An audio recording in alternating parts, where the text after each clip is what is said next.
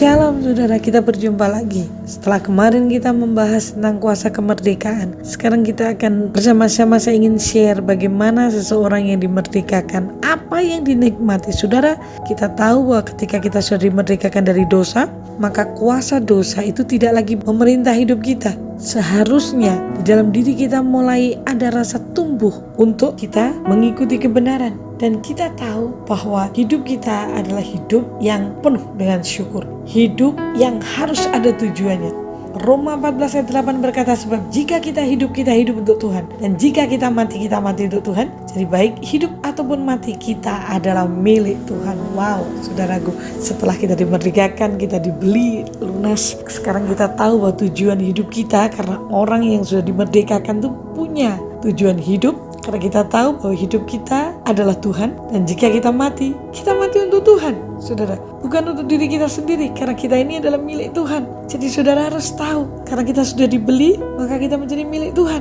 Kalau kita milik Tuhan, maka dia bertanggung jawab atas hidup kita. Ketika dia bertanggung jawab atas hidup kita, maka benar-benar saudara dan saya bebas dari rasa takut. Kita sudah dimerdekakan dari dosa. Bukan dari dosa saja, seluruh efek dosa kita dibebaskan. Dari rasa takut, keputusasaan, kegagalan, itu adalah efek daripada dosa. Dan kita sudah dibebaskan. Dan sekarang hidup kita adalah untuk Tuhan. Jadi apa saja yang saudara dan saya lakukan, lakukanlah itu seperti untuk Tuhan. Maka hidupmu dan hidupku akan bermakna, saudaraku. Karena kita hidup adalah untuk Tuhan, bahkan kita mati pun untuk Tuhan.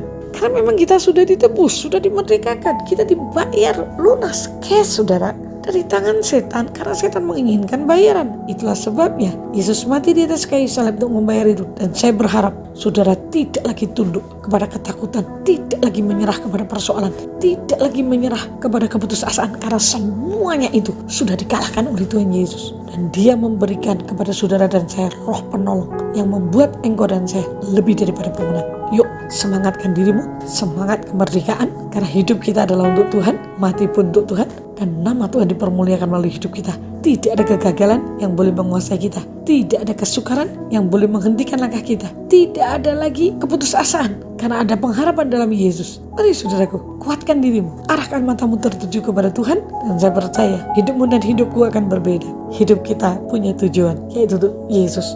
Dan dia sudah memberikan roh penolong kepada kita, supaya kita menikmati kehidupan ini, berjalan bersama dengan dia. Saya percaya saudara dikuatkan, karena ada janji yang Tuhan berikan kepada kita. Bapa, terima kasih Engkau memberikan kepada kami pengertian bahwa hidup kami adalah untuk-Mu dan mati pun adalah untuk-Mu. Sehingga kami tahu bahwa Engkau bertanggung jawab atas hidup kami. Dan kami tidak pantas menyerah dengan keadaan, dengan kesukaran, dengan keputusasaan. Karena Engkau yang ada dalam diri kami lebih besar. Engkau yang sudah menebus kami. Engkau pula yang membebaskan kami. Engkau pula yang memampukan kami untuk kami hidup keluar sebagai pemenang. Dalam nama Yesus. Amin. Selamat menikmati firman Tuhan, memberkati.